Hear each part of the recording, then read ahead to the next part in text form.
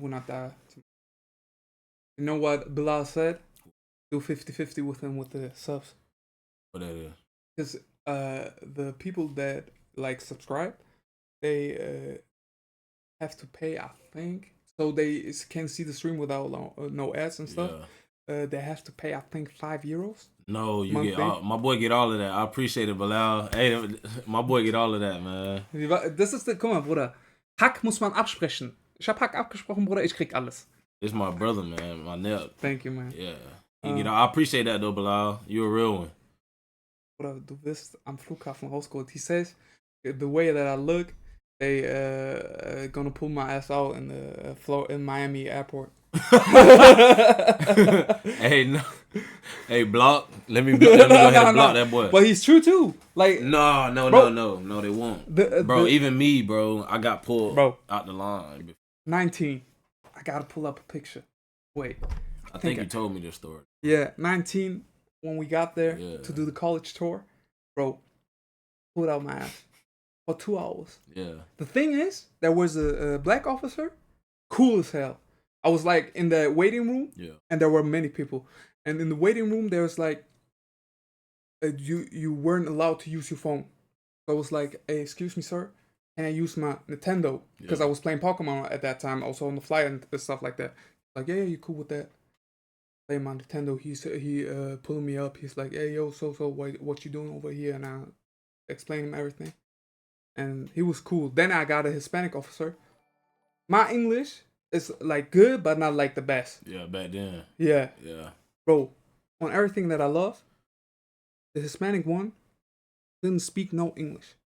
Yeah, in Miami, right? Yeah, and he's the officer. Yeah. So it's like, bro, if you go to Miami, anywhere, it's more Spanish speaking in Miami than English. I swear to God. When we landed in America, like in Miami, we got to an AT&T to get a SIM card, so we can have like internet outside. Bro, they spoke to us in Spanish. Yeah. We got in, hola. Motherfucker, no hola, man. It's a lot of places, bro, out there, Bill. Like, you'll go to a restaurant and they be like, oh no, only speak Spanish. Like, I'll be like, that's, bro, you in Florida, you feel me? Like, but it's very diverse in Miami, you feel me? Like Spanish, Colombian, that is Spanish. You know what I mean? Yeah. Puerto Rican, everything. Everything, bro. Jamaican, Haitian. Miami is like Miami a cool place. But Miami is like it's a separate. You know how they say like Bavaria is not a part of Germany because that's in Germany. That's how Miami is. Miami don't consider themselves a part of the rest of Florida.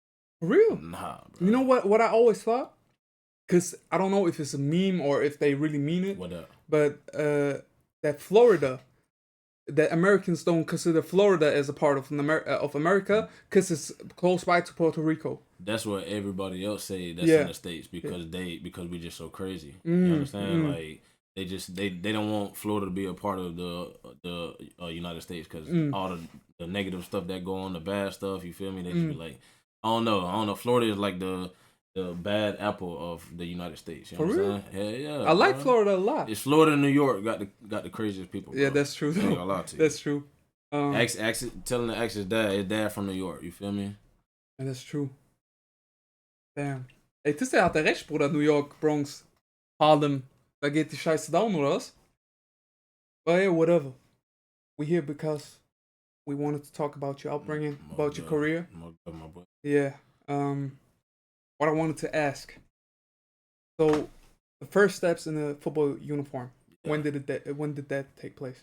It started at 6 years old, man, in Daytona Beach, Florida. You know what I'm saying? My at first I wasn't playing football, you know what I'm saying, Little League, until my stepdaddy came into my life. You know what I'm saying? He came into my life at like 5 years old. Me and my brother put us in football, Little League, passed right away, no flag. You know what I mean? And then that's where it started off at. Shout out to Daytona Beach Bucks, you know what I mean? That's where I started my football career at 6 years old. Yeah. They still got that organization? Yeah. Right. I would say one of the most like popular people that ever played for the Daytona Beach Bucks.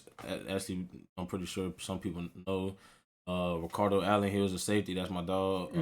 He played for the Falcons for like 8-9 years, and then he retired from the Bengals like 2 years ago, 3 years ago, and also Tank Dell. He played for the Bucks too. The wide receiver from Houston, Texas, yeah. But Ricardo Allen. What position did he play? He played safety. Safety. Yeah. Oh, the name it rings a bell in my head. Man, that's my dog, man. Hold on. You'll probably know him when you see him. Yeah, shout out to that boy Cardo, man. You can show the. Cardo Allen. Damn. So you is it like you on the same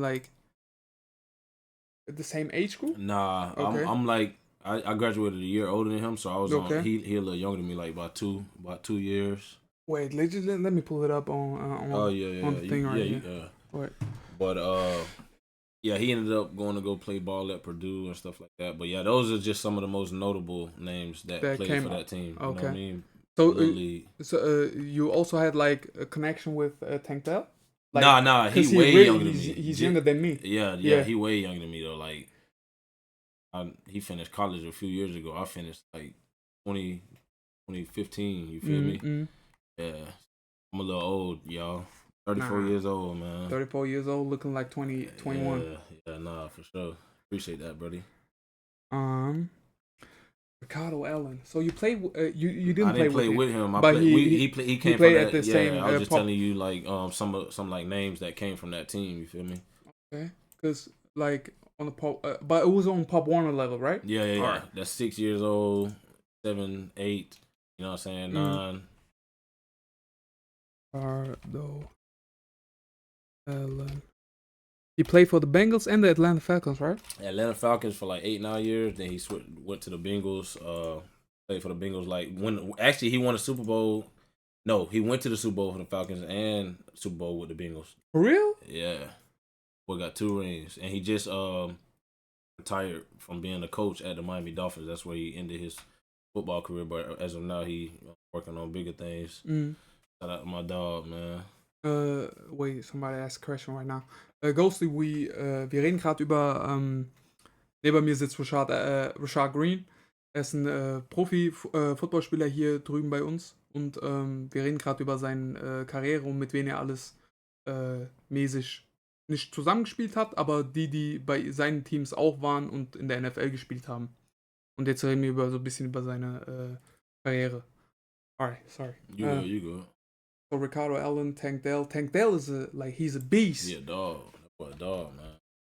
Cause I think he's injured right now. Yeah. But bro, the things that he done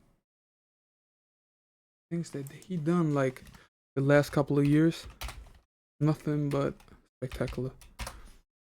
And that's Tank Dell. It's crazy though because we got like so many guys that's on these guys' level that's from our city that just didn't make it to the league, bro. Like so many, like we're on the same level or even better. You know what I mean? Not shout out to these boys, you know what I'm saying? But like we got so much talent to come out my city, bro. It don't make no sense. Florida, especially, man. Florida in general, bro. You know what I'm saying? When it comes to football, bro, we got talent all over the city. I mean, the state. Bilal, ist 34, Bruder. He asked how old you are. I'm old, 34, my boy. Yeah. So, I just don't look like it, but I'm old, man. I really tell people like that you my uncle, and they be like, "What the fuck you talking about? How old is your uncle? And you look older than your uncle and stuff like that." You know, I was like, man, if you would know. Yeah, man. I don't even know how we freaking started calling each other. Oh yeah, cause you called me old one time. Yeah. Nah, I think I started. I didn't start to call you old. I just started to call you my uncle, cause you know I appreciate you like that. What's that? Yeah, you net for life, man. So family. So after Pop Warner, what's the next stage that you went to? From there, bro, it was high school ball. You know what I mean? Played a few years in Pop Warner and stuff like that, just to get my feet wet, fall in love with the game. You know what I'm saying? My stepdad, at a young age, had me and my brother going against the older guys. You know what I'm saying? Because he wanted us to always be the best. Shout out to my stepdaddy, my stepdad / dad, Tally Red. But yeah, from there is a high school, and that's when I entered high school wanted to play QB and be like Michael Vick. You know what I'm saying? Like I never like had anyone inspire me other than my stepdad, but Michael Vick was my closest role model when it comes to this football shit. You feel me? So ended up going to my first year in high school at Atlanta High School, uh, playing QB, had number 7 just like Vic. You feel me? Played a few games there. My freshman year on JV, ended up getting ineligible because of my grades and stuff like that. So from there, sophomore year, you know what I'm saying, getting back eligible, I ended up switching to the private school, little small Christian school called Warner Christian Academy in Daytona Beach, and where a lot of talent came out of, you know what I mean, like, and I still played quarterback my sophomore year, and after my sophomore year, ended up switching to, we ended up having this quarterback transfer to my school, and from there, my coach was like, he knew I was an athlete and I could play multiple positions, so I ended up switching to receiver and DB and letting the quarterback have his shine, just being a team player, you feel me? Do whatever best for the team. I was always a team player, never selfish.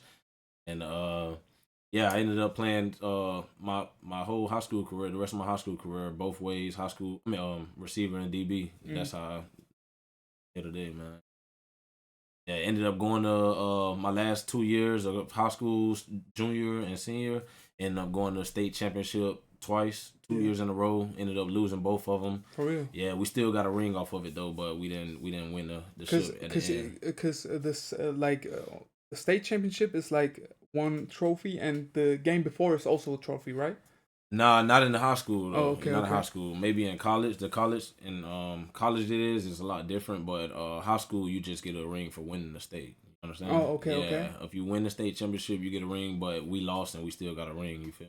It's also like for example the GFL, the high schools. Do they also got like leagues in the states? Yeah, they do. You got like 6A, which is the biggest class in high school, and they classify it by how many students go to your school. You understand? So if this school got, I don't know, like 15,000 kids it wouldn't be 15,000. If they got like 5 or 10,000 kids at their school, obviously it's gonna be like considered a big school, so they label it the 6A. And the less amount of kids that go to your school, the smaller the class is. And I was at a 1B school at the time, all right. So everybody knew everybody. You understand? We had a class. I had a senior class of like 40 or 50 people. You feel me? So like it wasn't that big at all. But my school was one of those schools that was eligible, that back at the time were eligible to recruit kids and stuff like that. So it's a private school, so you can do what you want. Public school, they can't recruit. You understand? Is it like with private schools and public schools? Because private schools got the money. Private school, yeah. They got the money. You got to pay to go there. You know what I'm saying? Unless you're on scholarship. I was on scholarship. I didn't have money back then enough that I could afford to pay to go to private school. So I was on scholarship there. You understand? So yeah, we had a lot of talent that came out of there, man. You feel me? Like we was a school that everybody had to play both ways. You know what I mean? Like the 11 that was on the field, you had to play offense and defense. But it was some good ass. You know what I'm saying? Some good ass players, bro. The thing is that most people don't understand, because no shade on Travis Hunter, but the thing is that people have to understand that that's the normal thing to play both ways in high school. Yeah. 100. And thing is that the people got caught on the wave that playing two ways, that's so hard, that's so exhausting. Like that's the thing that I used to do in GFLJ too. Yeah. But that's not somebody that's not deep into that. Yeah, they won't understand it. Yeah. I mean, like you say, most people that know about football, they know it's like especially from a football state like Florida, Texas, or Cali. Like most superstars play both ways in high school. Like it's nothing. Like people ask how I could do it in GFL, and I'm like, bro, it's literally like nothing. You feel me? Like it's easy. I'm not trying to be cocky or nothing, but it's just I've been doing it my whole life. You understand? So and the level of competition that you faced in the States way higher than here. Yeah, it is. For you, like not to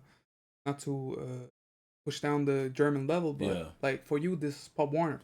Nah, I wouldn't say that. I wouldn't say that because it's some dogs out here in Germany, though. I ain't gonna lie to you, bro. That's true too. The only thing that makes it hard for me out here is that just being tough on my body. You understand? Every time I get hit, I feel it now. You understand?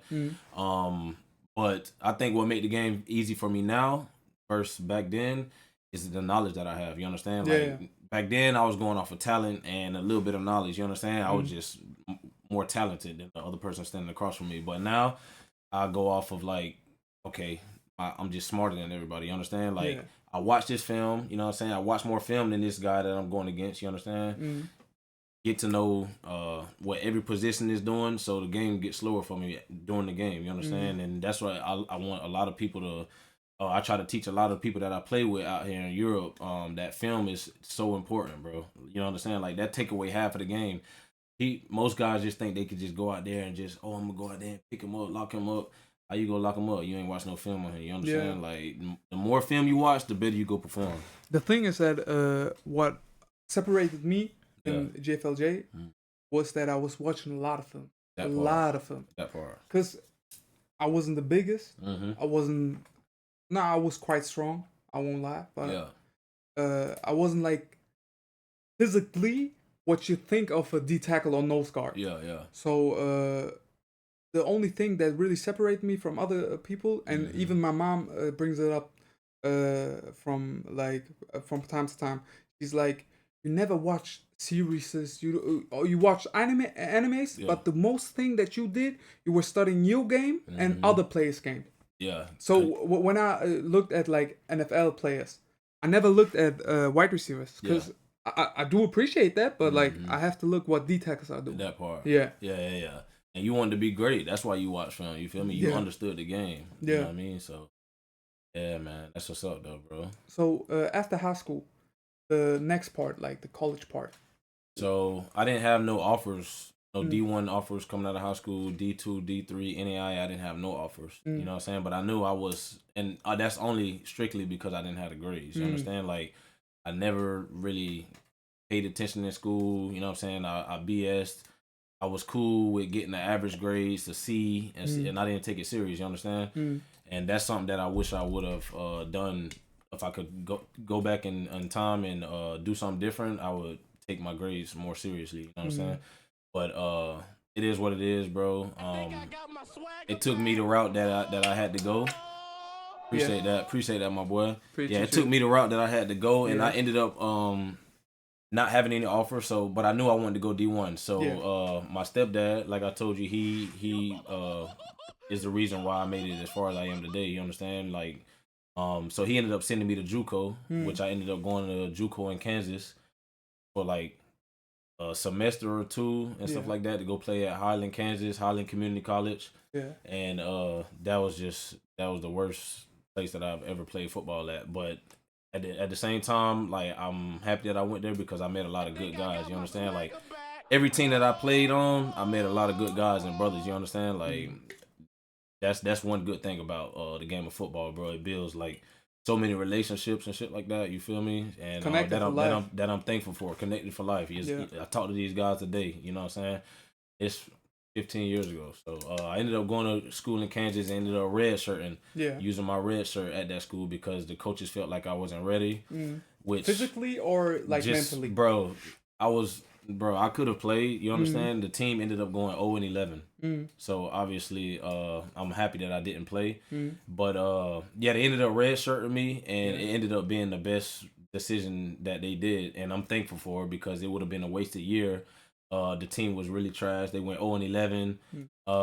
So I ended up redshirting, getting kicked out of the school because of the lack of grades. I wasn't taking class serious. I wasn't going to class because I wanted to play football. So I didn't care about the classroom like that. So I wasn't going to class, and they kicked me out of school. And from there, I ended up getting sent to California for 2 years to go play JUCO ball in San Diego for 2 years. And that was the best decision ever that for my career at this point, you know what I mean? So so I ended up going to San Diego and winning the championship at Southwestern Community College. Shout out my coach Ed Carberry, one of the best coaches I ever played for. Head coach or was it head coach, bro? All right, okay. It was my junior college coach. A lot of my boys will tell you about him too, bro. He one of those like old school coaches, bro, that got like everything he tell you, bro, he got a lesson behind why he said it. You understand? Like, and it, bro, back then we just thinking like, bro, he had us thinking like deep. He'll say something like, bro, even if you pick this can up, he'll tell you like a life lesson about it. You feel me? And when you look back at it, like, you grow, the more you grow and more mature, you be like, damn, that's why coach said that, bro. You know what I'm saying? Like, them the coaches I'm thankful for type shit. You feel me? And so my first year at junior college, which would be my freshman year in college, my first year in 2011, San Diego Southwestern Community College. I was at receiver, playing receiver full time. No DB at this time, only DB from high school and stuff like that. But I wanted to be a full time receiver at this point. Second year, my first year was okay. You know what I'm saying? We had a lot of stud guys. We had a lot of stud guys in front of me and stuff like that that were vets, sophomore. You know, junior college is a two-year university, so you can only play 2 years. So you only got freshmen and sophomore. So we had a lot of sophomores in front of me. I had to earn my spot. You know what I'm saying? I got a little bit of playing time, not much. Then ended up coming back my second year. You know what I'm saying? I was one of the top dogs on the team. You know what I'm saying? By playing behind a lot of those great guys that I just mentioned. A lot of them went to go play D1. Some of them went to go play D2. But they made me ready for the next season. You know what I'm saying? And so my sophomore year, bro, I played, like I say, receiver. I was one of the top receivers to come back on the team. Didn't have no offers at this point. So I ended up playing like the first 5 games at receiver in junior college my sophomore year. And then like mid-season, bro, halfway through the season, like two DBs got hurt or something like that. And then my coach knew from my film, seeing my film, that I played both ways in high school. So he decided to ask me, would I mind switching over to DB at that point? You know what I mean? And I told him no. Like, whatever we need to do to win, coach. And I think we was like 5-0 at this time. You know what I'm saying? But we needed DBs. You know what I'm saying? Like I told you, 2 of our top DBs got hurt my sophomore year. And so I went to DB. Had no offers at this. Like I told you, I had no offers, zero interest. Played the last 5 games at DB, and we ended up going to the conference championship. So in 5 games at DB, this is my first year at cornerback in college. In 5 games at DB, I got 4 interceptions, and that's when I got my first college interest. College, one guy in the chat, Sliko Chia. Hey, Sliko Chia, I saw you message that you wanted to pull up to the show too. I got you. Just text me. That boy trying to pull up. Yeah. You know Dion. Dion. You don't know Dion? The guy who plays for Wiesbaden. Number 4. I think. Oh yeah. That might be there. Yeah. What's Dion. up? I think that's Dion. Sliko Chia. Tell that boy to pull up, man. Yeah. That boy William Wiesbaden though. Yeah, and he asked, like, would you say that JUCO is a better route than go D3 or NI? Bro, it just depends on your situation though, bro. You know what I mean? Like, JUCO may be good for some people, but then, we speaking back in my time, you know what I mean? Back when there wasn't no NIL deal or nothing like that. So I'm just speaking from my point of view from back when I went to college. But I would say it just depends on your situation. You know what I mean? Like, JUCO, it just gives you another chance and opportunity if you got the goals of going D1. You understand? I had the goals and dreams of going D1. You feel me? And so, like I say, I wouldn't say it's a better route to take. It just all depends on your situation at the time. If you feel like you got an offer from a top D3 or top D2 team, I would take that. You understand? One that's known for getting guys shots at the NFL and in the tryouts and stuff like that. Like, I mean, you can't beat that. Like, I was unfortunately blessed to go to one of the top D2 teams because I lost my D1 scholarship. We'll get into that too. But yeah, I mean, it just really depends on the situation, man. JUCO, like, a lot of the best players that play in the NFL went the JUCO route. You feel me? Yeah. So even look at Cam Newton, bro. Like, Cam Newton went to JUCO. Went to Bland University in Texas. Won a championship. From there, he got a scholarship from every school. Ended up going to Florida, and then Auburn.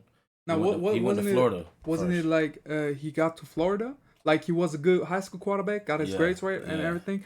The way that I remember it, he went to Florida's Gators. Yeah. Then I think he got accused of stealing a math book. Yeah, he was behind Tim Tebow for a season. Yeah, and then he got in a little trouble or whatever. And then he went to Blaine. Yeah, and then to Auburn. Yeah, exactly. Yeah. But So yeah, I mean, from there, bro, I ended up going getting 4 interceptions in 5 games. My first 5 games at DB. Yeah. And I ended up getting interest. My first interest ever from D1 universities. But no scholarship right now, right? No, like, no scholarship, no no scholarship. Right. And I had like very, very strong interest from Nevada, Wisconsin, and West Kentucky. You know what I mean? And I was just shocked though, you know what I mean? Because I'm like, I didn't think that I was gonna get no offers off of just playing 5 games at cornerback, but I guess it was, I can't say my JUCO, they had a lot of scouts that come there just because my coach, he like a legend in the JUCO game, you know what I mean? He's a coach that could have went and played D1. I mean, could have went and coached D1, but he wanted to stay to that level, you know what I mean? He was just comfortable there, so he had a lot of connections. So I ended up going on a unofficial visit to Nevada, University of Nevada, with my boy. They were showing strong interest in me, but they told me that they need me to have these certain grades by then to get a scholarship. Yeah. Who else? Wisconsin contacted me. They told me that they were interested in me. You could also go on Max Preps to see. That was a shocker though when Wisconsin was. Wisconsin is also a D1 college. Nevada too.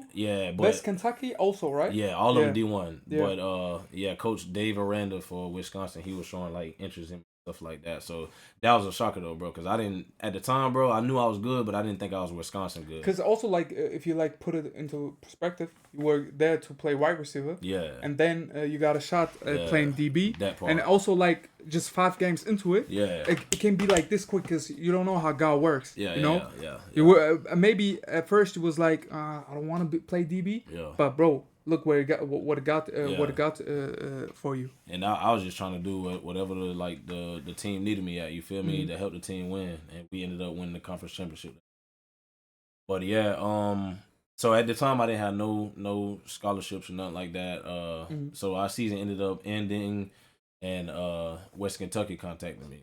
They contacted me, told me they wanted to fly me out. So they flew me and my stepdad out to West Kentucky. They told me they want to offer me a scholarship. Yeah. And it's crazy because on my visit, this was when Coach Bobby Petrino was you remember Coach Bobby Petrino that coached for the Falcons? For the Falcons? Bobby Petrino. Look him up, right? Yeah. Also, Sleek Ushia asked if we can pull up the tape. A highlight? From high school. Oh, that you got that? That bit on YouTube. For real? Yeah, that bit on YouTube. But it's like a long one though. You feel me? I got my one from me starting at quarterback, and then a little bit from me playing receiver and DB too. Bobby Pretty. Bobby. The tree. That bit ain't typing. DERI. There you go. Yeah. This one right here. He also in West Kentucky. Western.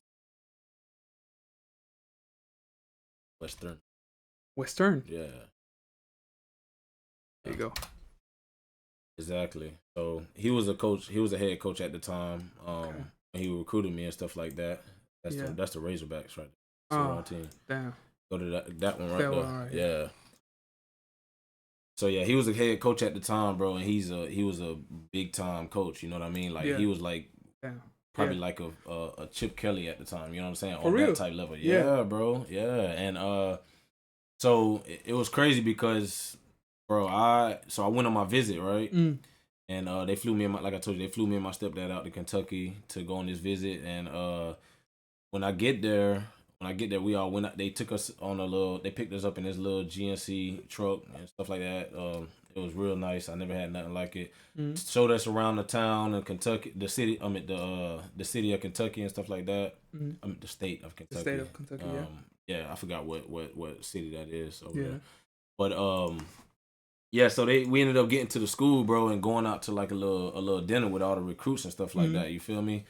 And they put you with like I forgot what that bit called. It's not called a shadower. It's called like the person that like one of the competitor. No, not a competitor, bro. It's mentor. It's like a mentor, bro, but it's the players that's already there, like the vets. They end up they put you together with them. And I know what you mean. A patron.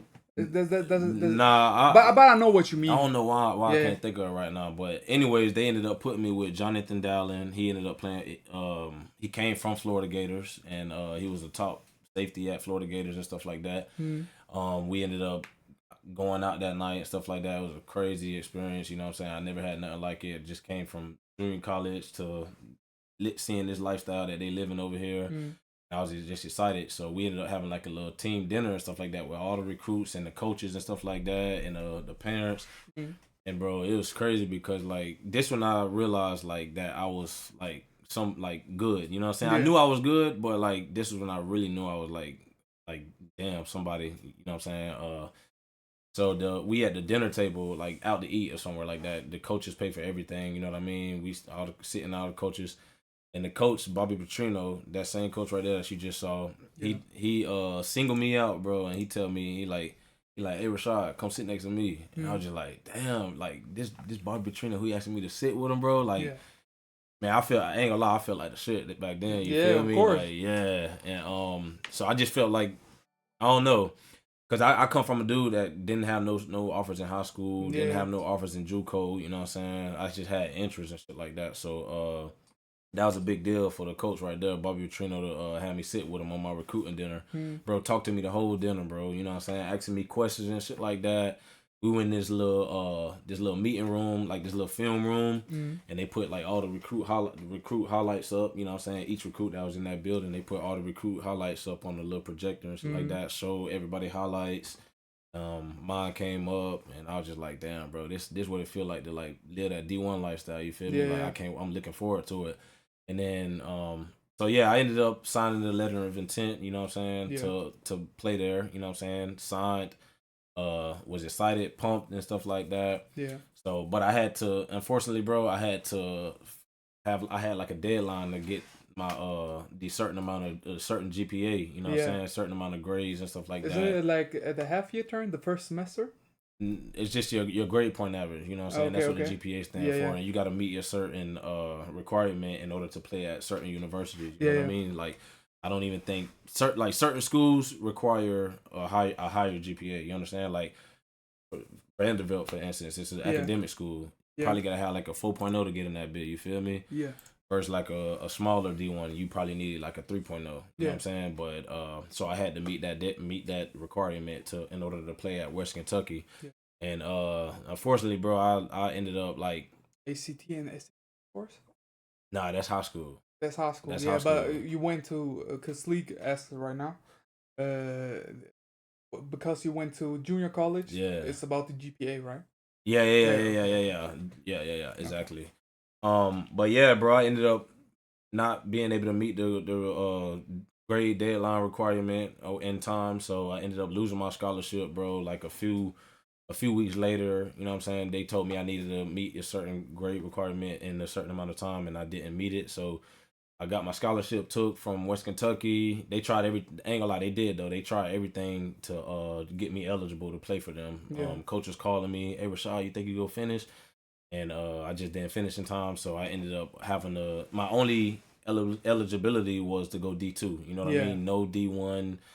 It was either D2 or lower. So obviously I'm gonna go with the second highest, you know what I'm saying, level to play at. And that was when I signed to West Alabama, which at the time it was the GSC, no, the SEC of the GSC, which was a conference. Okay. So in D2 ball, my conference was like the SEC. Okay. You know what I'm saying? It was a powerhouse conference.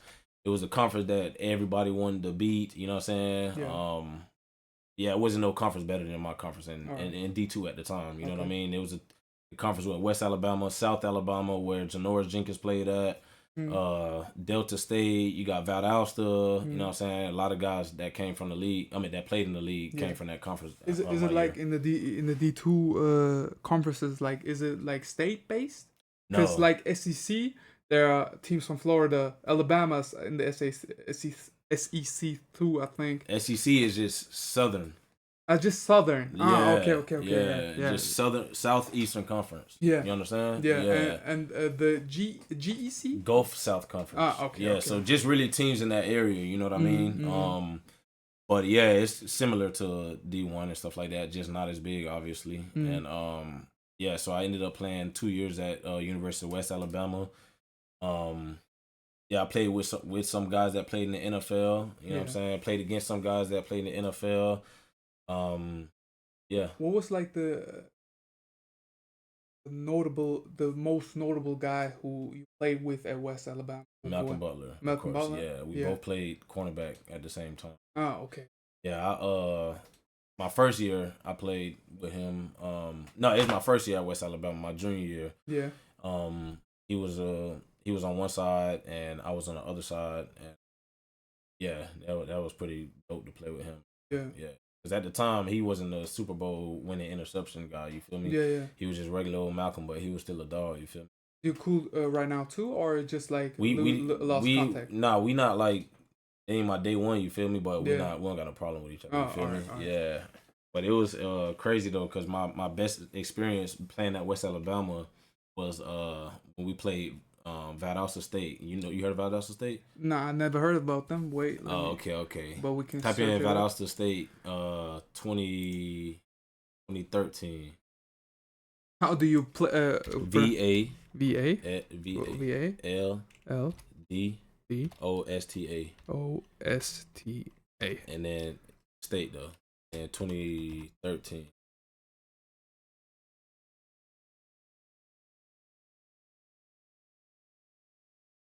Oh yeah, football. Yeah. Yeah, that's the team that we played at the time. Yeah, that right there. Go down. Go back. But 11-7. Yeah. At the time, that's when we played them boys when they was number one in the nation in D2. On ESPN. Huh? On ESPN too. Yeah, we played them on ESPN. Oh. But back then, they came on ESPN too. Yeah. The D2 games. You feel me? So yeah, back then we ended up playing Valdosta State. This was my most like memorable moment playing at West Alabama. Yeah. Is when they were number one at the time. The game was on ESPN 2. Yeah. And they going down, I think they down by like 13 or something like that. And they going down to drive to score, obviously, within like 2 or 3 minutes left in the game and stuff like that. And somehow I end up guarding a number one receiver, bro. His name's Santavius Jones. Bro, 6'6", played for the Saints a few. I think he played like a few years or something like that. But he ended up getting hurt. But his name's Santavius Jones, bro. The name rings a bell right in my head, bro. Yeah. I could type him in. Let me see if he come up. Oh no, he played, bro. He played at Leipzig, bro. Ah, yeah, he played yeah. At Leipzig. I'm tripping. That's why the name. Yeah, bro. I ended up guarding that boy.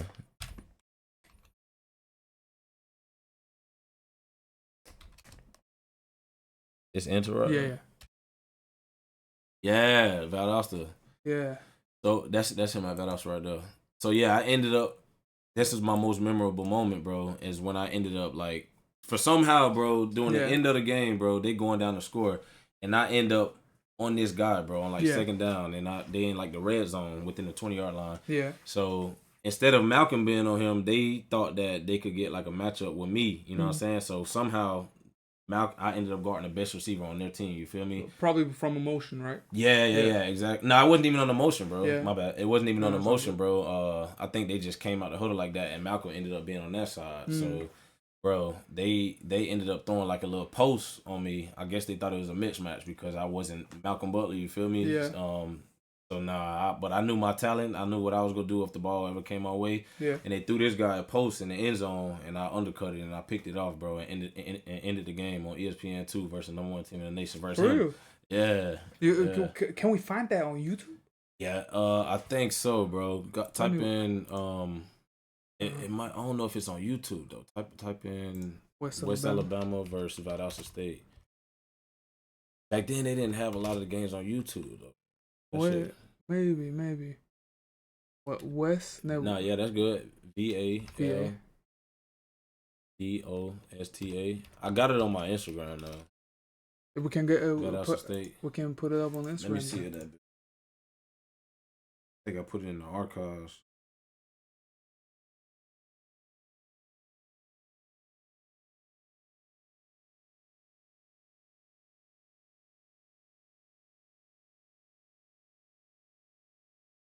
Chat waiting. What? For the highlight tapes.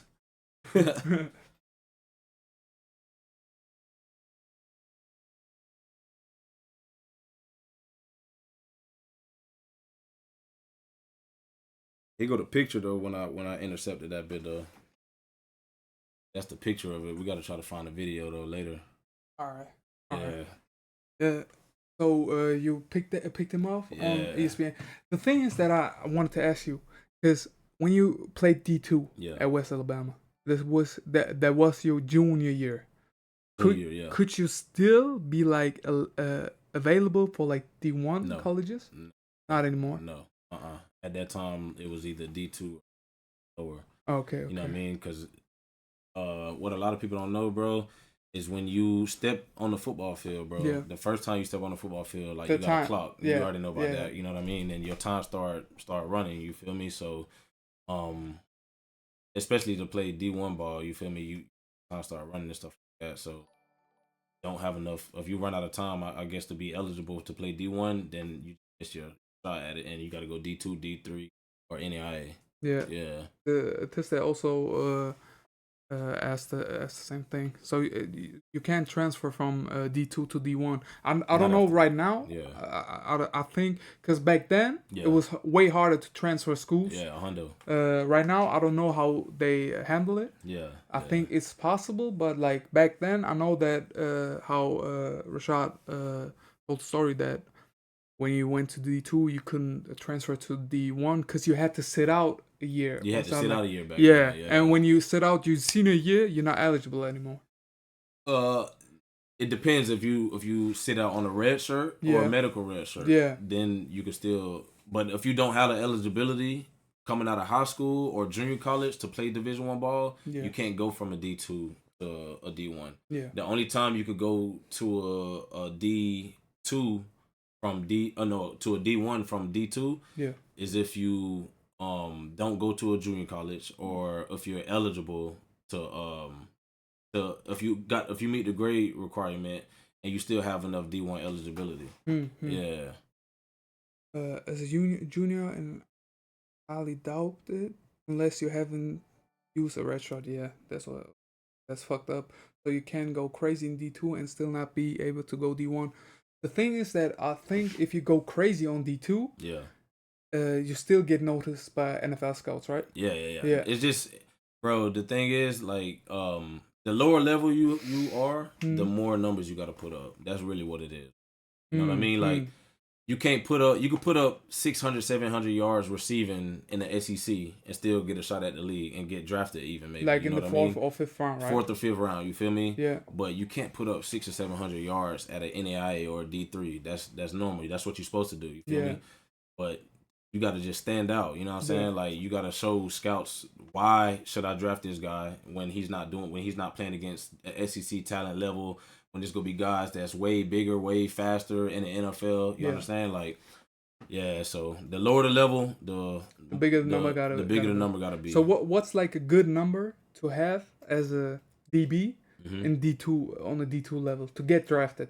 On the D2 level? The one time that I noticed that a D2 athlete got drafted, I think it wasn't the first round, but the first 3 picks in the second round. Yeah. He got drafted by the Patriots, I think, and he was a safety too, I think.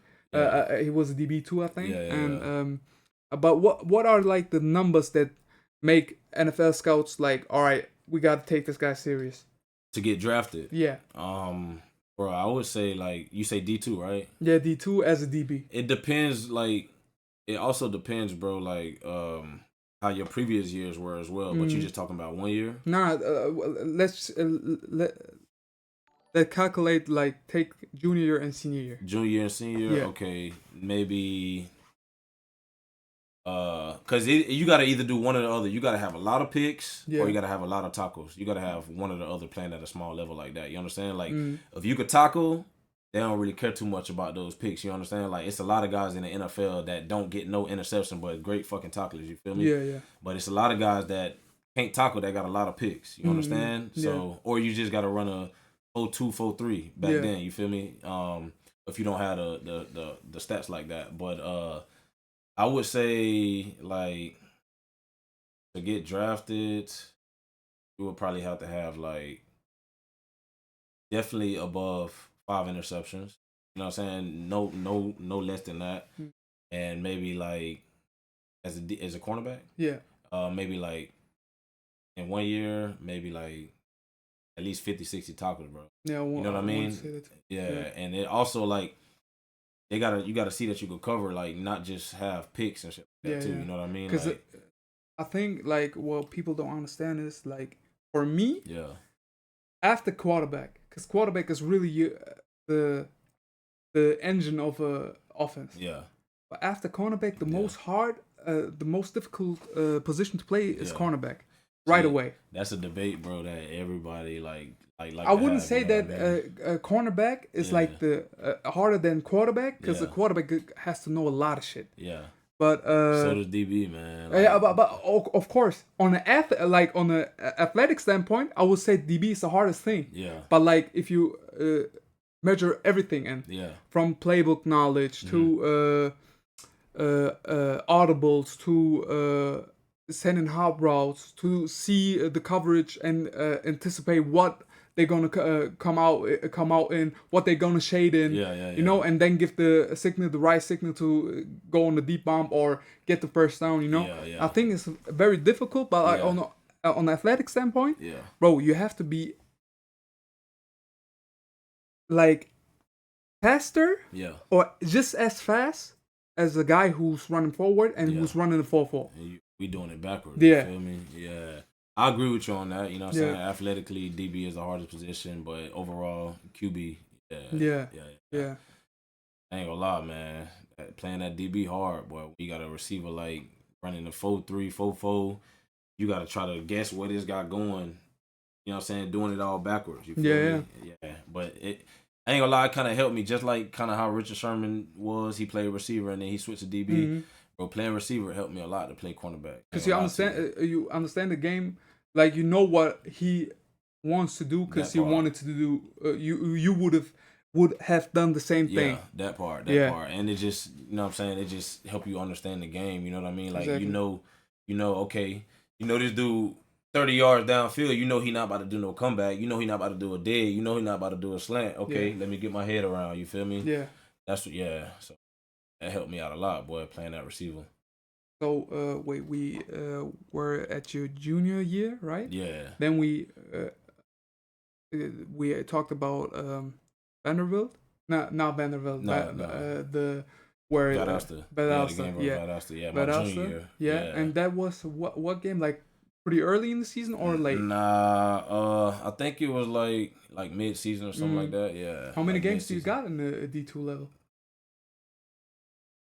12 or 13. Oh, just like D1. But we ended up being like the conference championships, like back-to-back conference championships my junior year. So we got a ring for that. I got a nice ass. You got a picture of that? I think I got it on my Instagram, but I got all my rings that I've gotten in my lifetime playing football. I got it tatted on. Oh, okay. But I do got a ring of that bill. Hold on. But if it was me, I would transfer as a sophomore, use a red shirt, and then have a ability for my senior year.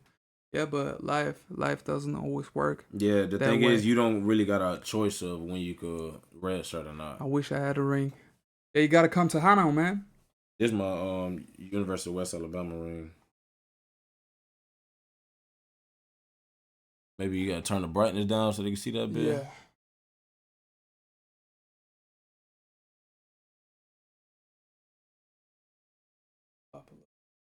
They got my name on it, my number.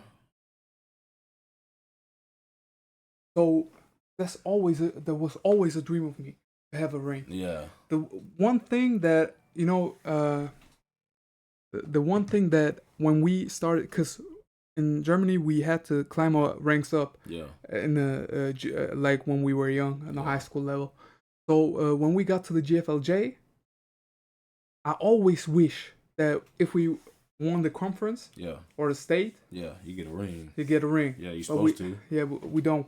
In Germany, when you go to the playoffs, and then it's like nationwide, the best teams, and the nationwide best who wins it all gets a ring. Yeah. But not like on the conference level. I mean, it's just not as big over there. I mean, over here than it. approach you, I would. Maybe sometime in the future it'll get to that point. I think Maybe. it's heading in the right direction. Yeah, You yeah. feel me? So Hey, Sleek, what you at? Pull up to Hano. What you doing in Wiesbaden, man? Yeah, whatever. But after the juniors year, you got your senior year. yeah. And how that went? Nah, senior year was crazy though, cause that when Malcolm Butler caught that interception in the Super Bowl, Yeah. versus the Seahawks on that last play, bro, it brought so many scouts to my school, bro. That I think that I was at school watching the game. You know what I'm saying? Obviously the whole school was watching that game because West Alabama alumni playing in the game, starting in the game, and that was just crazy, bro. To see come from small West Alabama starting in the Super Bowl. Yeah. So, bro, like that next week of school, bro, you had like 10 NFL scouts in our office, bro, looking for cornerbacks. For real? Yeah, bro, it was crazy. Like I walked in the field hall, study hall or whatever. Yeah. And I seen like 10, no, not 10 scouts, probably like 5 or 6 NFL scouts, like NFL scouts looking for talent just because of that one play that Malcolm Butler played. Yeah.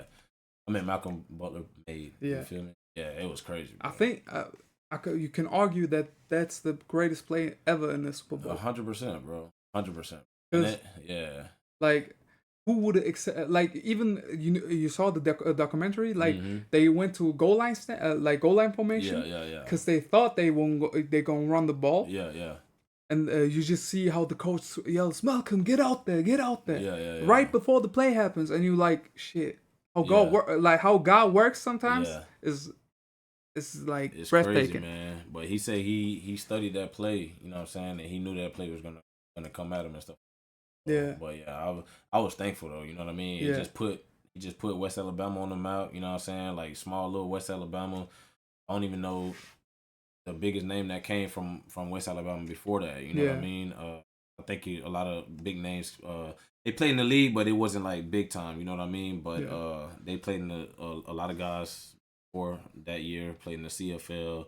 They made it to the NFL, but not like, you know what I'm saying, on the starting roster and stuff like that. But yeah, it was crazy, man. And so I was very excited about that he put the city, the school on the map and stuff like that, because I was just like, damn, that's even more of an opportunity for me to, you know what I'm saying, get drafted and stuff like that. And I was just thankful in the moment. Yeah. Just to ask, like, how long you gonna stay in Germany? Bro, I've been in this my third year in Germany so far. Started out, we'll get to when I started out and stuff like that. But ain't no telling when I'm gonna stay in Germany. I mean, when I'm gonna leave Germany, bro. Probably like, you know what I'm saying, maybe a year or something like that. Yeah. So senior year, the scouts came. Yeah. After the senior year, you went straight to the arena league.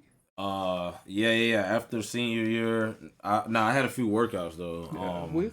I worked only one workout for an NFL team. I worked out with this scout named Bruce McNorton, Pittsburgh Steelers scout. I got that video too, but it's in archives and stuff like that. But I'll show you.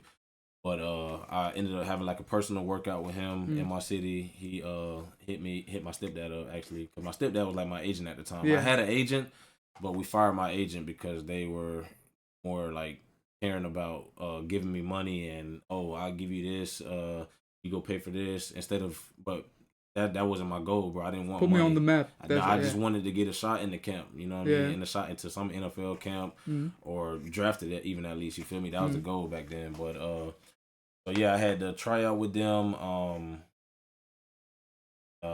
And then from there, the workout went good, you know what I mean? But it's so much like that goes into just one scout liking you in the NFL, you feel me? Like you gotta freaking go through this scout, you gotta go through the head coach, you gotta go through the coordinators, you gotta go through the head president, GM, all of that. So I don't know. I was just thankful to get a workout with the Pittsburgh Steelers and stuff like that. And but obviously it didn't work out. It's crazy though, because the scout that worked me out, he hit me up during the draft, bro. I'm thinking like, damn, even for him he hit my stepdad phone up. Stepdad still got the text and everything. Yeah. He hit his phone and was like, hey, like, Rashad name just came up on the board. Like I swear to God, bro. Yeah. Like he my stepdad showed me the text and everything. Yeah. He said Rashad name just came up on the board. Like just stay by your phone. Tell him to stay by his phone. Yeah. And at the end, bro, they ended up like we knew that Pittsburgh needed a DB at the time. You know what I mean? And it's so much like politics in the football, bro. It's crazy. You know what I mean? Like you could be a freaking dog at one school, at a lower school, but if it's a guy at the SEC, you know what I'm saying? Obviously they gonna go with the guy at SEC. You feel me? And that's what they went with a guy that played at Ole Miss. He was like a DB, like 5'6" or something like that. You feel me? You how big are you? Like how tall are you? 6'1". 6'1". Yeah. That's crazy to me. Cause when I didn't want to talk about that early, but when I went to North Carolina, they took a guy from me because he was 6'4". And I was like flat 6, flat 6. Maybe even 5'11", but like they told me it's a flat 6. So I was like, damn, like, so size really does matter, but like how does head coach or defensive coordinator or DB coach miss up on a guy who plays cornerback who's 6'1"? At that time, it was even now it's like more common. Not but like, common back then. But like back then, all like the biggest cornerback was like 6 foot. Yeah. I think I told the you average. Yeah, the average. Yeah, maybe. Yeah. I mean, I don't know, bro. I never been the type. Like even when I coach like kids and stuff like that, like the youth, I never been the type to say, "Oh, you can't play because," or that guy better than you because you're taller than him, or you more bigger than him and shit like that. I don't believe in that, bro. If you could play, you could play, bro. Like I played with some dogs in my lifetime at West Alabama at high school that's super small, bro, and they'll outshine a dude that's 6'1" any day. You feel me? I choose them any day over those guys that's bigger. You feel me? I just think it's about if you got heart, bro. You feel me? Like I done met a lot of guys that's undersized, that's some dogs, bro. I swear to God. Yeah. True. So so your name was brought up when they had the pick? No, when they were like doing the draft and stuff like that. He so, said, I think that's the closest to me even like getting drafted. He said they brought my name up. You feel me? But I still like didn't get my hopes up too high. You know what I mean? But just the fact that me coming from small West Alabama and the fact that I didn't get a fair shot at West Alabama, bro, because the DB coach and the defensive coordinator was, ain't gonna lie, it was trash, bro. RP to my defensive coach, but it was trash, bro. Ain't gonna lie. Like he had favoritisms. You know what I'm saying? They brought guys that came in from like a D1 school, played them over me. It was just too politics and shit like that. You know what I mean? Politics is this thing that always like everybody thinks is just that easy. Also, like apart from like American football, soccer, it's also a lot of politics. Because how many guys do you know you grew up with? You played in Pop Warner in high school. But they were the most talented guys on earth. And they put in the work also on the field. Maybe they didn't study. Maybe they were undersized. Maybe they were like there were situations in their life where they had to like pause football for a bit, and that's what they put them under the radar. That are way better than like talents that you see on TV. That part. Nah, I ain't gonna lie to you, bro. And politics is, bro, why I think the NIL is good. Like I disagree. I do disagree. I don't disagree, but I think it should be a limit to the NIL of like kids having a certain amount of money and just going crazy and stuff like that. And I also think that the NIL is like guys not playing like back then we played because we was hungry. You understand? We was trying to get to the money. But nowadays, bro, they already they rich when they come into college and shit like that. So like they forget the real like meaning and value of playing this game. You understand? Like you got look at Tennessee quarterback, little Nico Ugalala or whatever that play at UCLA. Dude ain't get a certain amount of millions, so he transferred to a way trash school when he was playing in SEC. And he got like less money. He got less money, and his team like 1-4 now. You feel me? So I think they just don't know like what the real meaning of playing the game, bro, nowadays. But the NIL, like I say, on the good side of it, bro, like I love it for guys that's in my position to where they got shitty defensive coordinators or just coaches in general. You know what I mean? Like they got some personal grudge against them or something like that. They don't like this kid, or they know this kid. They promised this kid a future, but you know this guy's supposed to be playing in front of him. I like it for that, for guys like that. You understand? Like guys that could just transfer now. You know what I'm saying? They ain't got to worry about losing a year eligibility. They could go to JUCO, and now they got it. They switching now. If you go to JUCO 2 years back then, when I was playing, that's 2 years of your eligibility. You lost 2 years, but nowadays they got it to where if you go JUCO, you still got your 4 years of university. Oh, that's crazy. Yeah. But it's like for the players, is who? What? Like right now, the way that they did that with JUCO, that you still got 4 years when you after you left. They love that. Yeah. Yeah, and I love it for them, bro. I think it's very good for the players. Yeah. But like it takes a lot of love out of the game. Cause like I said, like you said, I can't blame him. Yeah. Cause when you got like a shitty ass DB coach, defensive coordinator, who puts guys in front of you cause I don't know, he likes him more, favoritism. Yeah. Bro, the thing that you can do is dip out. Yeah. And go somewhere where you want it, you know? But it take 100%, bro. It take away the fun of the game because a lot of these kids they spoil. Like they could just, bro, they just got them. Oh, I'm not playing. Instead of working for it, every school I went to, bro, from high school to JUCO to arena football, every team I went to, bro, I had to take somebody's position. I had to grind for that bit. You feel me? Yeah. It wasn't no handout. You feel me? Yeah. Nowadays they like, oh, I ain't playing. I'ma just leave. I don't instead of working for that shit. I didn't like the pizza in the canteen. Bro, I'm come leaving. on, bro. Yeah. It just take away the fun for the out the game. You feel me? It takes away the grind. It takes away the grind. You feel me? Like, and it's just showing players that's up and coming from high school. Yeah.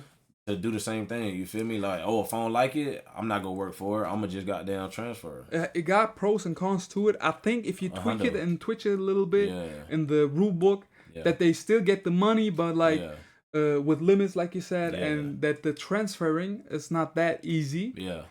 Because what is the outcome of it? Yeah. You can transfer from a school to another school to another school. Then you go to the pro level. What we got? Bitches. Yeah. We don't got no dogs. We don't got no Ocho Cincos. We don't got no Marshall Lynch's anymore. Because everybody is used to, if I don't like it, I just can't dip out. Yeah.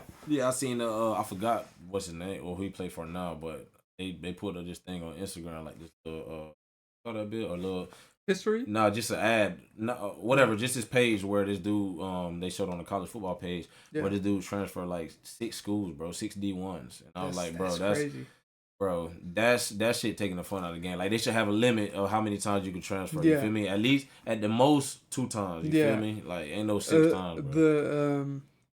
The Hawaiian dude who went to Cali right now, the quarterback that we talked about. Yeah. I think cause his head coach left the school because he got fired. Yeah. And I think even like mid-season, because of the reason that his head coach got fired or his OC, he could have transferred right there again. Yeah. It's crazy to think about kids leaving from college being millionaires already. Good for them, but bad for the game. Yeah. Hundo. But it's bad. The thing is, he's right. But bro, how many college students or college athletes are gonna make it to the NFL? 1%. 1%. You know. So it's cool to earn money. Yeah. Like also good money, because you're putting your body on the line. Yeah. Nobody knows when it's like on a football field, especially. One injury and you're out for life. You can't do anything about it. Yeah, that's facts. And when you earn your money right there, I think it's cool. But with the transferring, that's the part that they have to change. Yeah, a hundo, exactly. Nah, that's a good that was a good fact right there. But I will say, bro, what's his name? TSD 477. Sean. Yeah, Sean. Yeah, Sean, bro. I ain't gonna lie, bro. Like for years and years and years, bro, since football has been out, man. I mean, since football been around, bro, these players been like making these universities millions and millions of dollars, bro. That's like benefiting off of these players and stuff like that. And when you see like the long term effects that football have on your body, you know what I mean? Like just all the injuries, long term, like you know what I'm saying, bad knees, bad shoulder, CTE, brain damage, you start to realize, bro, the millions ain't really like it ain't really a lot, bro. Cause no amount of money is worth, you know what I'm saying, like your health, you know what I mean? So I don't think it's a bad thing by them getting paid. I just think it should be like a limit for like guys in college that they should get. You know what I mean? Like what would you think is like a good limit? I mean, I wouldn't even say a limit, bro. They can make as much as they want. You feel me? If you just got to know your worth. But I think they should have like financial advisors and stuff like that. They should make each student get financial advisors to teach them how to manage their money. Don't just go blow it on Hellcats. You know what I mean? Because look at that, University of Georgia. They had like three guys that crashed or got tickets or something like that, or killed somebody from just buying a Hellcat. You understand? Like these still kids at the end of the day. Yeah, that's right. So of course kids gonna be kids, bro. We all did stupid stuff when we were younger. You feel me? So I want to go get a Hellcat. Let me go them see how fast I could go. You know what I'm saying? These still kids at the end of the day, and now giving them a crazy amount of money like that, they could just do whatever they want and feel untouchable, bro, because nothing ever happened to them. The thing is that I think what would be good, because at the end of the day, you're still a student. Yeah. The big players, like the big time players, like Ryan Williams, the wide receiver from Alabama. Yeah. I think it would be cool to have them, like, bonded still to the dorm rooms. Yeah. Because, bro, at Alabama, dorm rooms, they ain't shit. So, there are still cool rooms. You're making your money. I know everybody knows you're a millionaire, but you have to stay there. Because as soon as they move out the campus, they're like, hey, money, I can buy this house. I can buy. You can buy your mama a crib still, but like, stay at school. Yeah. So you still got like the humbling experience of a student athlete. I see what you mean. The thing is, I understand them too, because at dorm rooms, like I think in every university you have to share at least with one you gotta teammate, share right? With like two other people. Yeah. 4 people total, you know what I'm saying? They be splitting it up, like 2 on this side of the house, kitchen, living room, then 2 on this side of the house. But still, you got your own room, right? Yeah, but it's small though, bro. I ain't gonna lie, bro. That's uncomfortable, bro, being in the dorm rooms in college, bro. I always, like, when I got like to the visits, I was like, man, I never dreamed so big, because a kid from Europe, Turkish fat kid, who got to the States and got like the tryouts, that was everything to me. And in my head, I couldn't dream that big. I was a kid too, but like I was like, bro, I go to college, man. I gotta study here, and I gotta live with my boys, and I'm like having a dorm room with my boys. It's gonna be lit. I wasn't thinking about the NFL, because, bro, for me the pinnacle was like college. It was like not because of the parties or because of the fun that you can have there. It was like, bro, shit, I gotta play. I can play football and study too. That was everything to me. Yeah. So that was enough for you. You ain't actually, you ain't need much. You just wanted a scholarship and to play football. That's it. You know, last chance you. Yeah, 100%. Yeah, I went to JUCO, bro. No. I mean, the documentary. But yeah, every JUCO player seen Last Chance U, bro. The thing is that I always like, they pissed me off. Yeah. Because when I saw Last Chance U, all right, the dorms were shitty. Yeah. Maybe the food wasn't great, but like the first season, East Mississippi Lions. Yeah. Bro, it was like a good ass field, a good ass. They got that money. Yeah. Yeah. And I was like, why are they complaining? What are they complaining about? Yeah. Because they got everything. And I was like, bro, like, and I was when I was watching that, I wasn't in America at that time. So it came out in 2015, I think, and I went to the college tour in 2019. Yeah. And when I watched that, I was like, bro, what are they complaining about? That's everything that I dream of. Yeah. And after that, when I went to the D1 schools and D2 schools, you got to see. I got to see. I was like, all right, I get it now. Yeah. I ain't gonna lie, bro. So when I went to school in Kansas, to the JUCO in Kansas, they had dorms. You know what I mean, bro? It was the most shitty dorms ever, bro. Like it looked like jail cells. You know what I'm saying? And so that's why I could relate to what you seen on Last Chance U, bro. Like I love that show. You know what I'm saying? They put a lot of stuff that I didn't expect them to show on the show. You know what I mean? But they also didn't put a lot of other stuff that goes into being a JUCO student, a prodigal JUCO as well. You know what I'm saying, bro? It's JUCO make you a man, dog. Ain't a lot to you, bro. Like that's the real struggle, bro. And then first me going to college in Kansas and having a dorm room and stuff like that and getting kicked out of the school or whatever. First going to California where they don't have dorm. You understand? You gotta either have an apartment or live with somebody. And I was blessed to live with my boy Kevin Bowen, man. Shout out to my dog. He ended up playing D2 ball at I think the school, I forgot the school name, in Oklahoma, and then getting picked up by the Redskins and Browns. The tackle? Yeah, my dog Kevin Bowen, man. That was my roommate. So I always thought that roommates were like the same positioning group, but not. Nah, I mean, no. This guy, like, the only reason I was able to like even go to California is because he agreed to let me live with him and his family. Okay. You feel me? So at the time I couldn't afford an apartment, you know what I'm saying? Financially I wasn't able to get an apartment. I didn't have no job. I just wanted to play football, you understand? So him and his mom was nice enough to let me, you know what I'm saying, get in a room at their place, you know what I mean, which they didn't have to do, you feel me? That's very like genuine from them. That's my brother to the day, man. Shout out my dog Kevin Bourne, man. Hello, Kevin Bourne. He's security guard now for Shabuzi. Shabuzi, right? I told that Sean too. Sean is a big like country fan. For real? Yeah, he likes Morgan Wallen and stuff like that. Yeah. And I listen to Morgan Wallen too. Yeah. But I told him that I wanted to get you on the podcast and that you want to pull up and stuff like that. And then I told him that your brother, that's friend, my brother. Yeah.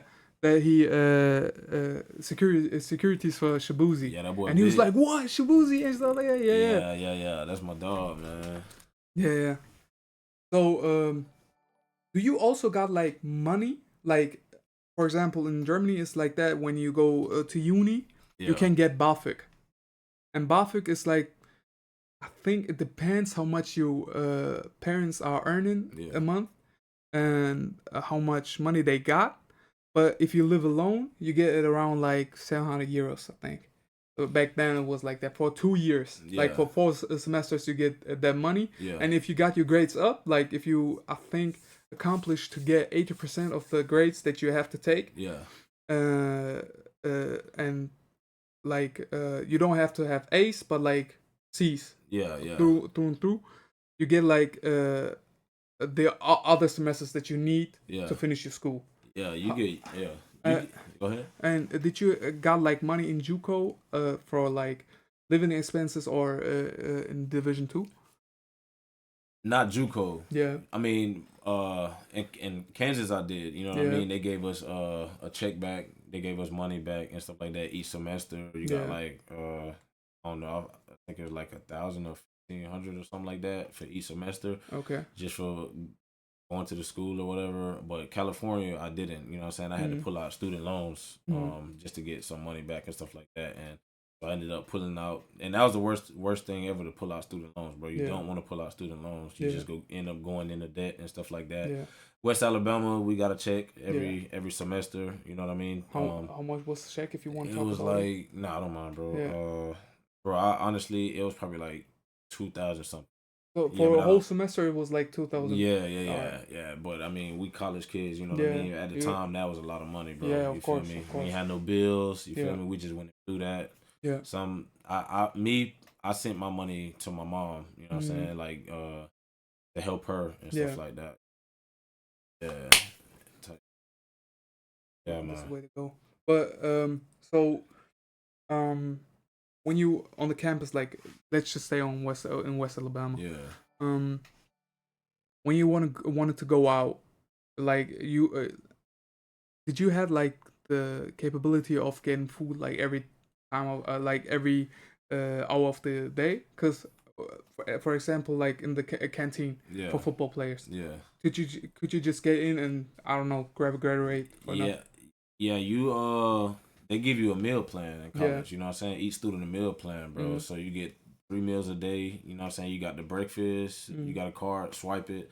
You got lunch, got a card, swipe it. Then you got dinner time, swipe it. You know what I'm saying? That's your 3 meals of the day. And they also did have like when you go in there and just spend money. Like they give us like $175 on a card or $200 dollars. I was about to say euros, $200 on a card for each semester as well. Just to buy like anything. You know what I mean? You could go buy like snacks, you could go buy like books or something, just free money or something like that. Just each semester along with the money if you back and stuff like that. But yeah, you had the ability to go buy whatever. That's cool. Yeah. So where did we stop? We went to West Alabama. We went with the you went to a workout with the Pittsburgh Steelers, and then we then arena football came into your life. Yeah, then arena football came. I started like after the NFL tryout, after the draft. I knew I wasn't done with playing football. I knew I still wanted to play. You know what I'm saying? That's how much love I had for the game. And I don't know, I just wanted to further my career, bro. So I wanted to do something. So I started going to like tryouts and stuff like that. These CFL tryouts, and at these CFL tryouts, there's a lot of arena football teams there as well, scouts and stuff like that. So yeah, I just started going to camp after camp after camp, killing them. You know what I mean? And then I caught interest from teams there. But I think me. Like looking back now and being like smarter, like bro, most of those CFL tryouts is like fundraisers. You know what I mean? Like when I say fundraisers, they know they're not gonna pick nobody, but they going to get the money. You feel me? Like you pay. It's like $75 per person each camp. It's like a fundraiser for their team to raise money and stuff like that. They probably will find like one guy that they interested in that'll run a 4.2 or something like that. You know what I mean? Because CFL, you got to be fast. They got a big, wider field. And then you also in the CFL, you can like take a head start. At receiver. Yeah. So that's so crazy to me. Yeah. Because as a DB, it's hard. You pretty much like it's even harder. You can go on a go route. The wide receiver can go on a go route every single play and has a head start like from. Damn. Same with arena football though. It's the same. Yeah, but like in the arena football, it's smaller. Yeah. It's still tough though, bro. Yeah, but, of course. Yeah, but I ain't gonna lie, that ain't real football, bro. Arena football, like honestly, I started playing my arena football career 2016. Yeah. With I got into camp with Tampa Bay Storm, and then I ended up going to Columbus Lions in 2016. Winning the championship there, we went 11-0. You also got a ring from that? Yeah, I got a ring from that. Yeah, went 11-0 there. From there, after that year, 2017, went to Utah, played for a team called Salt Lake Screaming Eagles. It was their first year. Actually, it was the first fan-controlled football league where the fans call the plays for the offense. What was it? The football league where also Terrell Owens showed up? It's the same little league. Yeah. But no, it's a different league, but the same kind of football. They actually started a fan controlled football league after seeing my team do it. You know what I'm saying? Go there and then type in Salt Lake Screaming Eagles. On Instagram or just internet. Salt Lake. Salt? SALT. Salt. Yeah. Salt Lake Screaming Eagles. Yeah, right there. Yeah, this was the first ever fan controlled football league, and that was the first year. Where's the helmet at? Nah, that's practice. That's practice. Yeah, so and I ended up playing in that league, and it was a cool little time, man. I ain't gonna lie to you, bro. It was a great experience. And the way when I say the fans could call the plays, only the offense. You know what I mean? How they would do it, they would make the fans download the app. Yeah. And it's just like Madden, you feel me? They would have like a play of like 3 plays up there, and then the majority of play that's chosen, that's what the offense ran. But it's also like, isn't it like hard for the offense to have like good flow? Because that's the point. That's a part of the game. You feel me? It's just like the fans playing Madden. You feel me? But like, what if it's like a Salt Lake Eagles and you go into an opposition team and the other team So it costs like they won't know though. They won't know because it has to be like on this app. It has to be the 3 plays that we chose. You understand? Coming from the offensive coordinator. So yeah, they had the 3 plays up on the screen. Like I say, just like Madden. Then the majority play that's picked. It don't matter if the opponent do it or not. You feel? Yeah. Look, what is wrong with Eddie though? He says brother Bartolomeo. Oh, Bartholomew, that's my boy. Who's Bartholomew? That's my nickname. For real? Yeah. All right. Eddie Duclair. Eddie, what it is, man? What they do? Bartholomew. Stop. Hey, I ain't gonna lie. I don't that. Like for real, I take offense to that. That's my real nickname. For real? Yeah. But why? What you mean? Why? Like what is it? How does Bartholomew? That's the nickname my grandma gave me. For real? Yeah, you laughing? Nah, I'm laughing because he spells it like that, and I think he wanted to piss you off. That's why I said, Eddie, you piece of shit. Why you doing that? Okay. Okay. Bruh, that name in the Bible though, bro. Yeah, Bartholomew. Yeah. But is it like how he spells it is kind of funny? Hey, Eddie, pull up. Oh yeah, Eddie in the Netherlands. Yeah, in the Netherlands, man. Hey, shout out to my dog Eddie, man. Shout out Eddie Kane, bitch. Shout out to Eritrosagi. Gosh. But yeah, Arena League. Yeah. How the thing I think we never spoke about that. How did you like have the connection to come to Europe? My boy Breon Allen, man. My boy, he also played out here in Germany. He played D1 ball. I played with him in high school. That was my first year, 2020, when that in Denmark. I was working in the States and he was playing in Germany already. Ended up playing in Denmark. Yeah. And then one day this was when I was retired at this point, 2018. Yeah. I was just a regular, I didn't plan on playing ball no more. But when you got love for the game, bro, you're not done. You're not done till you feel like you know it's time. You feel me? So yeah, he ended up calling me, bro. I'm working my job in Florida, and he asked me if I was interested in playing ball overseas, bro. And at the time, I did not even know how big playing American football was in Europe. You feel me? I just knew they had it over here. You feel me? From the NFL Europe. Yeah. You feel me? So, but I knew they didn't have that league no more, so I didn't think it was as big as it is today, especially with the ELF and shit like that. I didn't even know I didn't even know it was a GFL 1 2020 when I first came over here. So, yeah, he called me, asked me if I was interested in playing football, told me he had an opportunity for me to play in Denmark, you know what I mean? And at the time, I wasn't like happy with my job and stuff like that. And I just wanted to get away and shit like that. So I thought about it, called him back, told him I'd take the offer. They put me and him in a room together in Denmark, ended up playing there around COVID season. That was a crazy season, bro, because everything was shut down, you feel me? So I kind of got delayed going to Denmark at the time, probably by 2 or 3 months, bro. You know what I'm saying? And bro, I had to get a paper to actually even play or fly to Denmark, bro. But everything was closed in Florida. Like the closest little office, I think it was like the immigration office or something like that. Yeah. Not even the immigration office, the embassy or something like that. I had to go get this paper from, and the closest place was Miami, which is 45 minutes away from me, and the place was closed. So my coach say, "Man, I really want to sign you." But the next closest place to sign this paper is in New York. So he ended up flying me to New York, bro, in 2020 just to sign a piece of paper. Oh, and fly back to Florida.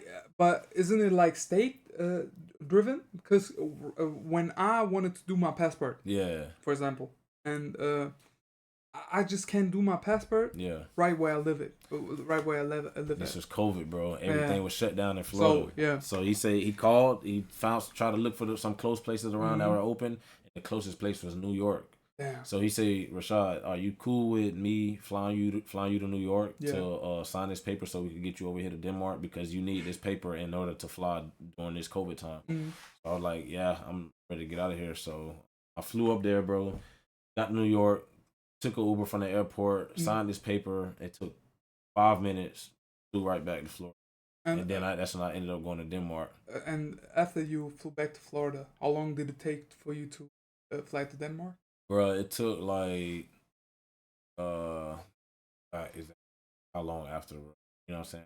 Probably like a month or two. Oh, okay. After that, I ended up being able to fly to Denmark and shit like that. Yeah, So, and that's when I played in 2020. For Breon, you know what I'm saying? We didn't even play a full season because of COVID. You feel me? We played like 4-5 games and then the season.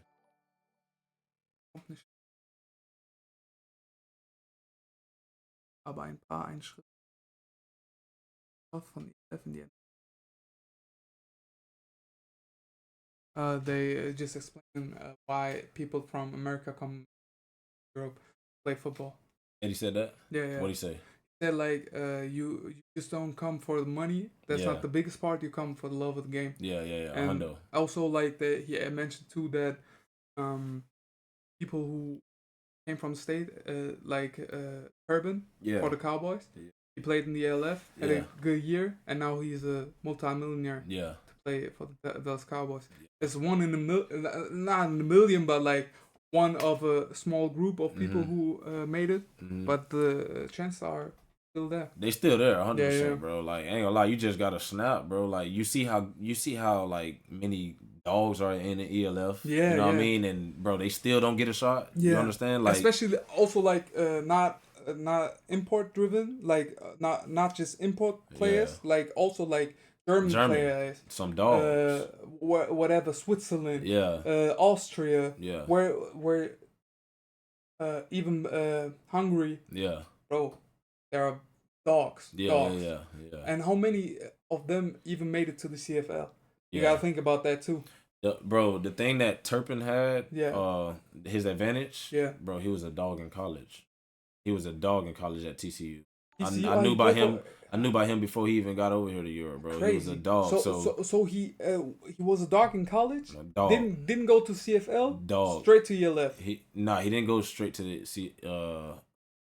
ELF. I think he might have got a shot right after college. You know what I mean? And I think like a year or two after him playing in college. I don't know if he went. I don't think he went straight to the ELF though, bro. I think he probably got a shot. We got to look that up or something like that. But nah, it just goes to show you how hard it is to get. It just goes to show you how hard it is to get into the NFL. You feel me? Because I knew about this dude in college. I thought he was one of the best returners at the time at punt return and kick return. You know what I mean? And I was just surprised to hear his name playing in the ELF. You know what I mean? And you were here at the same time though. Right? I was here at the same time. You know what I'm saying? So when I heard that he was playing in the ELF, I was just like, wow, that's crazy that he's not on somebody's NFL roster. You understand? But yeah, bro. Even Edito says right now that the New York Jets have signed a German player from the ELF. Yeah. Who did they sign? I don't know. A kicker, I think. True. There was something. Yeah.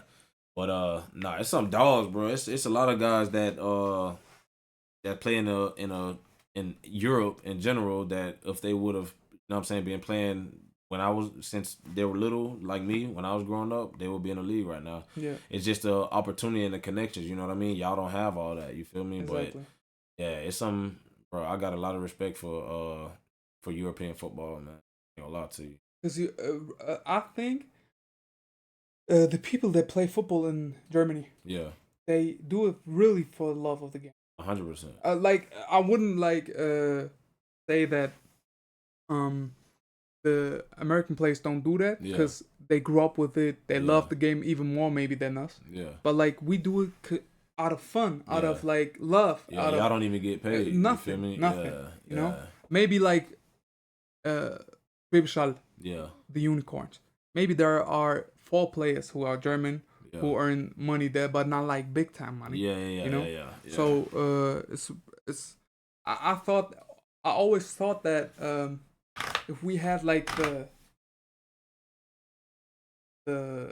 how do you call it, like that scouts come to Germany and see what we got, you know? Yeah. Shout outs to Brendan Collier, the one who does the PPI recruits. Oh, okay. Shout outs to Brendan Collier because he's doing it big. Yeah, what he's doing now. Yeah, I love it. If he had done it like if anybody had done it like in the years where I played. Yeah.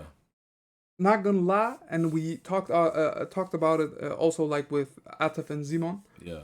We were like, bro, we had so many dogs so many like freaks. Maybe not the smartest players. Maybe not the you have to put him on game what playbooks, how to run routes, but like athletic beasts. I think especially like from our like senior group that we had. Yeah. At least 10 players would have gotten D1, offer. D1, yeah. Not D1, D1, D2. Yeah. Like I think so. 4 or 5 players would have offered like D1 schools. The rest D2. Yeah. But nothing less. Yeah. I don't know nobody, but I know of him. You know what I'm saying? I love what he doing, man. Shout out to that boy, man. For real. It's really great what he's doing. Yeah, I love it. Because how many guys are now playing D1 and living their dreams? Yeah.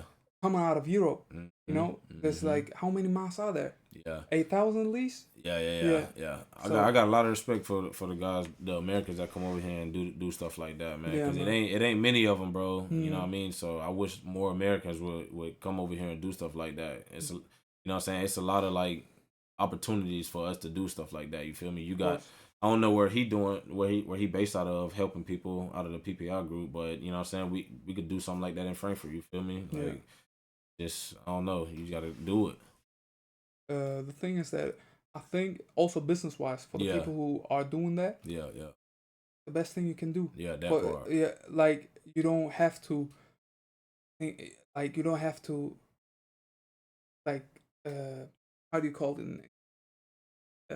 Cash the cash cow, you know. Like if you get like the people also like where you can live off it, and also like where you can help other people in a price range where everybody can afford it, you know. Right. So that's what Brandon is doing. Yeah, and that's so cool. Man. That's so cool. Yeah, shout out to that boy Joshua too, man, up at Nuremberg. That boy doing it big too, man. Helping a lot of German players. You know what I'm saying? Get right and go to high school. Shout out to them boys. Any American that's over here in Germany, helping the players get better in any kind of way. Get to high school, get to college. Salute y'all boys for real. That's true. Rashad also doing like personal training for kids. For the youth. So if anybody's interested. Not just youth though. You feel me? Yeah, I will train adults as well. You feel me? I just anybody. Mostly train the youth right now. Anybody who's interested can can link up with Rashad. Yeah, just give him a quick message in Instagram, and should be good to go. When I tell you that this man is wise, when it comes to football, because I play Madden against this man. Madden, NCAA. He knows what to call against me every time. That boy ass. You just man. I appreciate it though. He knows what to call against me. He knows what to do. He knows how to play the game. He knows how to play wide receiver. He knows how to play DB. He knows how to play quarterback. He can help everybody out. Just shout him out. Appreciate you, my guy. No problem, man. Yeah, I gotta appreciate you too. Yeah. So Denmark was the first station. Yeah. Then you got back to the States. Yeah, back to the States. Then I ended up getting contact from the Sentinels. Yeah. You know what I'm saying? The Hamburg Sentinels at the time, they was GFL 2. Yeah. That's where we met, right? That's where we met, you know what I'm saying, through Eddie. Yeah. And played 2 years there. Yeah, it was a cool little 2 years, you know what I mean? GFL 2. Ended up going back to the States. Yeah. Getting a few looks, you know what I'm saying, interest from GFL 1 teams, a little bit of GFL 2 teams, and like 1 or 2 ELF teams. After that, a year 2023. Yeah. The best offer for me and opportunity was playing in Ingolstadt. Was Ingolstadt at GFL 1 or GFL 2? GFL 1. Yeah, all right. Yeah. Okay. Ended up playing there 2023. We ended up having a decent season, a really good team. Just not the best team, obviously. Potsdam was the best team that year. But I got the opportunity to play against one of the best receivers ever to come through Europe. Rutenbeck. Yeah. Yeah, he was Tyler a dog. Rutenbeck, yeah, he was a dog. Played against that boy twice. No, actually one game. The other game he was hurt, but he played in Schwäbisch Hall, right? Yeah, he played in Schwäbisch Hall. Okay. Yeah, he was a dog. That was a pleasure to play against him because I heard his name a lot. You know what I mean? And yeah, it was just nice to play against them. I mean, like I always want to play against the best, bro. I don't give a damn who on the team. I don't give a damn. They bring Dez Bryant out here at receiver. I want to play against him. You feel me? Yeah. And honestly, I feel like if you're an import, and you have a position that and you have an opportunity to play against another import on the other side of the ball, and you're not doing it, you need to go back to the States. You feel me? Like it's you a waste of an import. Of course.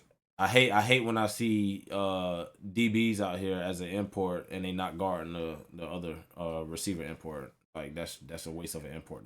Waste of an import, and also like what you dodging.